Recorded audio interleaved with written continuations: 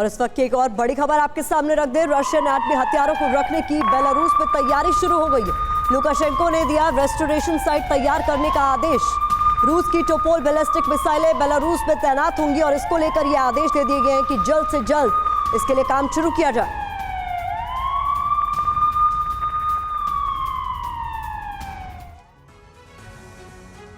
तो पुतिन का ऐलान और उस पर किस तरीके से अब एक्टिव हो गए हैं लुकाशेंको, इसको लेकर क्या कुछ है इंपॉर्टेंट जानकारी आपके सामने जल्दी से रख देते हैं।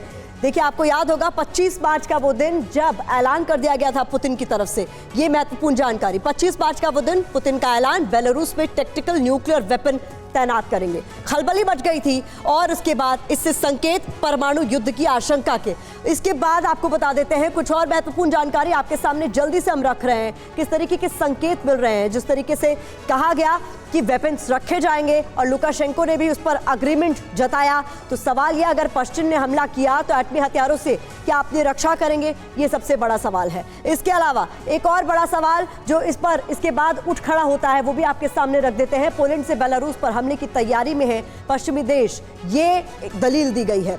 ये बार बार लुकाशेंको कह रहे हैं मॉस्को और मिन्स्क मिलकर अपनी संप्रभुता की रक्षा करेंगे, ये भी लुकाशेंको की ओर से कहा गया। जरूरत पड़ी तो टैक्टिकल ही नहीं, स्ट्रेटेजिक एटमी वेपन भी आजमाएंगे, ये भी लुकाशेंको की ओर से साफ कहा गया। तो कुल मिलाकर अपने बॉर्डर्स पर वेपन्स रखने को किस तरीके से जस्टिफाई कर रहे हैं बेलारूस के राष्ट्रपति अलेक्जेंडर लुकाशेंको, ये हम आपको बता रहे हैं। इसको लेकर किस तरीके से खलबली मची, जर्मनी ने किस तरीके से ऐतराज व्यक्त किया, अमेरिका ने क्या कुछ कहा, ये सब कुछ हमने आपको बताया। और कुछ इंपॉर्टेंट इंफॉर्मेशन आपके सामने हम रख रहे हैं और उसके बाद अपने मेहमानों का हम रुख करेंगे। तो देखिए, मैप के जरिए आपको बता रहे हैं किस तरीके की स्थिति है। यूक्रेन, नीचे आप देख रहे हैं मोल्डोवा पहुंची, यहाँ पर राष्ट्रपति, मोल्डोवा की राष्ट्रपति पहुंची कीव, और बेलारूस जहाँ पर एटमी वेपन की जल्द तैनाती हो रही है। किस तरीके से यहाँ पर हालात भयावह होते जा रहे हैं। रशियन टोपोल मिसाइलों की यहाँ तैनाती होगी। खुद इसको लेकर अलेक्जेंडर लुकाशेंको ने कह दिया इंफ्रास्ट्रक्चर जो जरूरी है उसे तुरंत तैयार किया जाए, उसको लेकर आदेश भी जारी कर दिए गए हैं। और वहाँ मोल्डोवा को रूस से हमले का लगातार डर सता रहा है और यही बातचीत ज़ेलेंस्की के साथ की भी गई है सांडू की ओर से। मोल्डोवा नाटो सदस्य बनना चाहता है और ये बार बार उनकी तरफ से इच्छा जाहिर भी की गई। हालांकि इस बार जब वो कीव पहुंची मोल्डोवा की राष्ट्रपति, तो उन्होंने सीधे सीधे नेटो का नाम नहीं लिया, उससे वो बची। ये भी एक्सपर्ट से समझने की कोशिश करेंगे कि सीधा सीधा नाम लेने से वो क्यों बची। क्या यूक्रेन जैसा हश्र हो जाएगा, इस बात का डर है? संजय सर, क्या इसी बात का डर है? क्या कहीं ना कहीं मोल्डोवा की इच्छा है नेटो में शामिल होने की, लेकिन यूक्रेन जैसा हश्र कोई नहीं चाहता?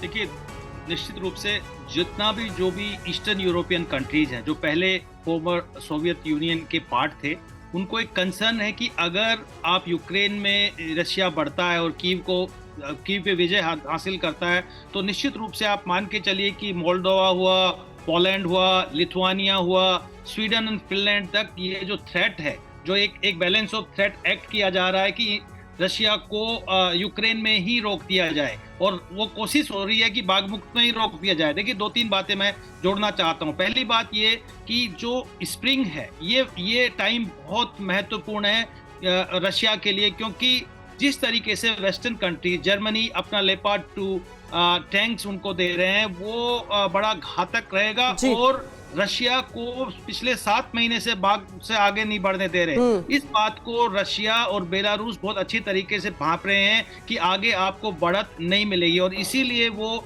बेलारूस में टैक्टिकल न्यूक्लियर वेपन की बात कर रहे हैं इनिशियली, और खतरा बता रहे हैं कि हमको सीधा पोलैंड और लिथुआनिया से सीधा खतरा है। क्योंकि युद्ध में अगर आप पूरा 13-14 महीने का युद्ध देखते हैं, तो उसमें जो सप्लाई जो सेंटर रहा है वो पोलैंड और लिथुआनिया के माध्यम से वेस्टर्न कंट्रीज ने पूरा लॉजिस्टिक और मटेरियल सप्लाई किया है। तो ये बात मान के चलिए कि पहला तो थ्रेट ये है कि इस बात को समझ रहे हैं कि आज के दिन रशिया आर्मी में उतना जज्बा नहीं है और अपना हथियार भी एग्जॉस्ट कर चुके हैं, तो वो न्यूक्लियर टैक्टिकल वेपन की तरफ बढ़ रहे हैं और जरूरत पड़ा तो स्ट्रेटेजिक वेपन की तरफ भी बढ़ेंगे। दूसरी बात जो मैं कहना चाह रहा हूँ कि ये जो कंट्रीज हैं, चाहे आप मोल्डोवा हो, फिनलैंड हो, स्वीडन हो, ये सब कंट्रीज नाटो की शील्ड में भी आना चाहते हैं, नाटो के मेंबर भी बनना चाहते हैं, ताकि इन पे अगर किसी तरीके का अटैक होता है तो वो नाटो पे अटैक माना जाएगा। और ये बात मान के चलिए कि ये कंट्री आ गया तो यानी कि यूरोप डायरेक्टली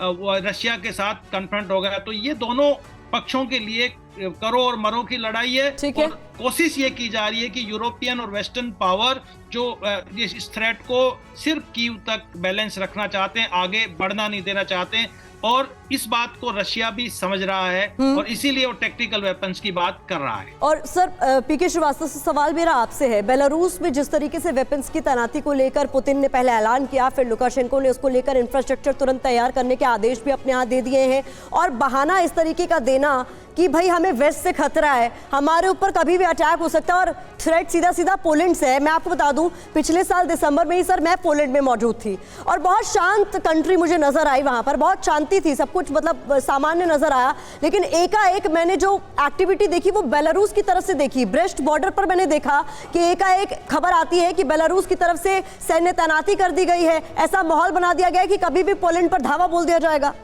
देखिए प्रतिमा, मैं ये साझा करना चाहूँगा दर्शकों के साथ, अगर मान लीजिए एज ए स्ट्रेटजिस्ट मेरी मंशा है कि मैं अपने जो एफर्ट है, मेरा वॉर का एफर्ट है, उसको मैं इंटेंसीफाई करूँ, एस्केलेट करूँ, गिव क्वांटम जंप दूँ, तो अब मुझे अपनी पीछे की तैयारी करनी पड़ेगी, अपने डेटरेंट को और भी सजग और सतर्क करना पड़ेगा।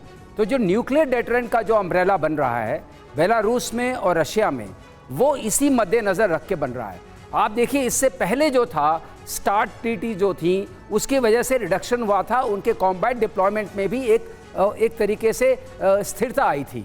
तो अब उनको वो बता रहे हैं कि हम कॉम्बैट में फुली डिप्लॉयड हैं। पहली एक बात तो ये हो गई, और दूसरी बात उन्होंने ये बताई है कि हाइपरसोनिक वेपन्स जो हमारे हैं वो पूरी तरह से तैयार हैं, और हम हाइपरसोनिक वेपन्स को यूज़ करने के लिए, चाहे वो नेवल हो, चाहे एयर से हो, चाहे ग्राउंड से हो, हम सक्षम हैं और सतर्क हैं। आपने देखा होगा इसके जवाब में अमेरिका ने भी पहली बार एक एक्सपेरिमेंट किया हाइपरसोनिक वेपन्स का, जो कि दिखाने की जरूरत पड़ी। दिखाने का काम हमेशा नॉर्थ कोरिया करता रहा है, छोटे देश करते रहे, ऐसे इतने सबसे पावरफुल कंट्री है, वो कभी ऐसी चीज नहीं करता शोकेस करने के लिए। उन्होंने बताने की कोशिश की कि हम तैयार हैं। हाइपरसोनिक वेपन्स अगर तैयार है और आपका न्यूक्लियर अम्ब्रेला कंप्लीटली अपनी जगह पर है, तब आप अपनी इंटेंसिटी को बढ़ा सकते हैं बिना उस खतरे के कि कोई आपके ऊपर अटैक करे। आप देखिए, उस दिन हमें खतरा महसूस होगा जिस दिन रशिया के ऊपर, मॉस्को के आसपास, उनके शहरों पर अटैक होना शुरू होता है।